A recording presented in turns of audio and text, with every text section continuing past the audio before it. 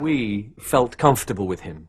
And quite often that's not the case when you do a TV show. You don't feel absolutely at ease in the environment. But because we knew him and we knew that he genuinely liked us, we'd do anything. I mean, why would I string myself up? As ever, we leave you with a cliffhanger. This could only have been done on the Kenny Everett show because the other person I suppose I would have done it with would have been Eric Morecambe, the Morecambe and Wise show. Again, they were very lovable characters. They were really wonderful people as well, very nice people to work with. But the obvious thing for me was, and that's what Kenny homed in on, was the fact that my image has always been the nice boy, the boy next door, the goody two-shoes of rock and roll. Good morning. What do you want? Well, this is a Change Your Image Limited, isn't it? Well, what's it got to do with you? Well, I'd like to change my image. Well, don't you stand there. Tell me what you are now. Well, I'm Cliff Richard. Oh, my God. Well, I know it's got its problems. You see, I'm so nice and I've got these teeth and everything and everybody just loves me. It's just awful. I haven't got an enemy in the world. I bet you're one of these people who goes around smiling and saying, good afternoon and thank you. It's exactly what I do. You've got to help me. I think I've got just the thing for you. It's somewhere here, yeah. Ah, here we are. Sarcasm for rock stars. This is what you need. You've got to learn to be sarcastic. That sounds great. No, you say, that sounds great. That sounds great. It's too likable, not like that. You're supposed to be rude to me, make me hate you. Try it again. Well, that sounds great. Oh, that was terrific.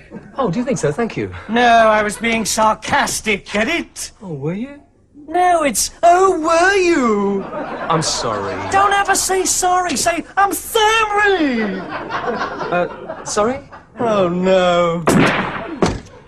Oh, terrific. Just when I think I'm getting somewhere. Thank you very much. Great. Oh, blimey.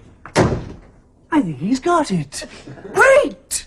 Some people would have thought that maybe I wouldn't have done it, but for me it was an obvious thing to do. But probably obvious because it was Kenny again. I could trust him.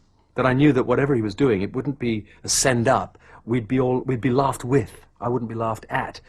Quite a lot of the TV stuff that you see now, comedy-wise, people have laughs at your expense.